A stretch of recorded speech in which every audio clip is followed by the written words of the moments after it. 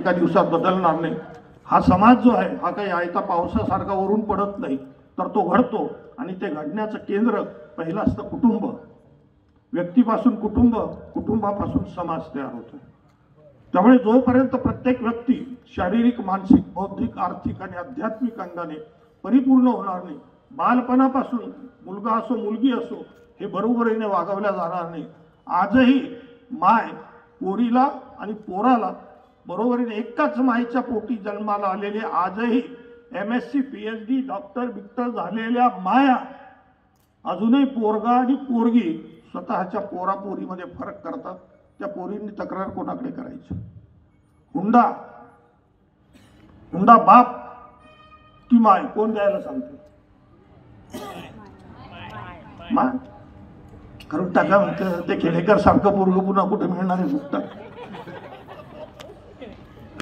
म्हणून ह्या सगळ्या बाबी मी असं म्हणणार नाही सगळेच दोष, पण जास्तीत जास्त बाबी ज्या आहेत ह्या महिलांनी स्वीकारल्या, बदलल्या तरच शक्य आहे। कारण की बदल हा तुमच्या रक्तामध्ये आहे, तुमच्या ह्याच्यामध्ये आहे। म्हणजे साधं किचन एवढंसं असलं तरी इकडचं तिकडे, तिकडचं इकडे, तिकडची पोळी, म्हणजे आदल्या दिवशी नवऱ्याने चहा बनवलेला असेल आणि दुसऱ्या दिवशी त्याला जर चहा बनवायची वेळ आली तर ते डंगर नेहमीप्रमाणे हात घालतं आणि तो डबा हाती येतो तर साखरेच्या ऐवजी तिखटाचा निघतो।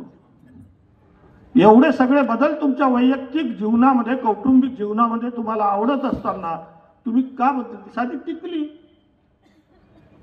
रोज टिकली वेगळी वेगळी बदलतं, सगळ्या काही गोष्टी करतात।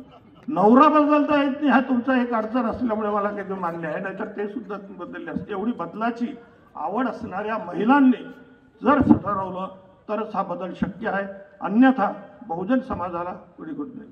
मी म्हणून सांगितलं की ज्या ब्राह्मण महिलांनी अन्याय अत्याचार सगळे झुगारून दिले आणि आज अशी परिस्थिती आहे की साधा देवेंद्र फडणवीसची ती बायको, म्हणजे मला त्या काय त्यांचं नाव अमृता फडणवीस रोल मॉडेल मानले पाहिजे आपण सगळ्यांनी। ती क्रेडिटेबल आपल्या कुठल्याही राजकारण्याची बायको मी फक्त विलासराव आणि शरद पवारांच्या बायका सोबत बऱ्याचदा पाहिलं, बाकीच्या कोणाच्या ज्या पद्धतीने करता। आज ब्राह्मण नवरा किती मोठा असं, म्हणजे देवेंद्र फडणवीसला केस कापायला जायचं असेल तर मी जरा केस कापून येतोय सांगताना आपलं केस कापायला काय चहा चालू नव्हतं, मध्येच तोंड मारलं का म्हणतं। तुम्ही तुमची स्वतःहून जोपर्यंत उंची वाढवणार नाही तोपर्यंत दुसऱ्याकडून तुम्ही अपेक्षा करू नका। हा स्त्रीवाद आम्हाला अपेक्षित आहे, तो आपण प्रत्यक्षात आणावा।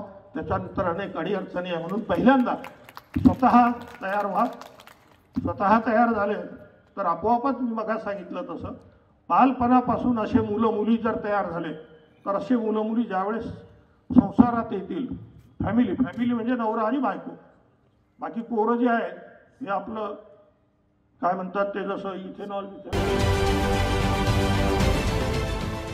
देश विदेशातील प्रत्येक घडामोडींचे लाईव्ह अपडेट मिळवण्यासाठी आता साम टीव्हीच्या सर्व सोशल मीडिया प्लॅटफॉर्मला लाईक, फॉलो आणि सबस्क्राईब करा।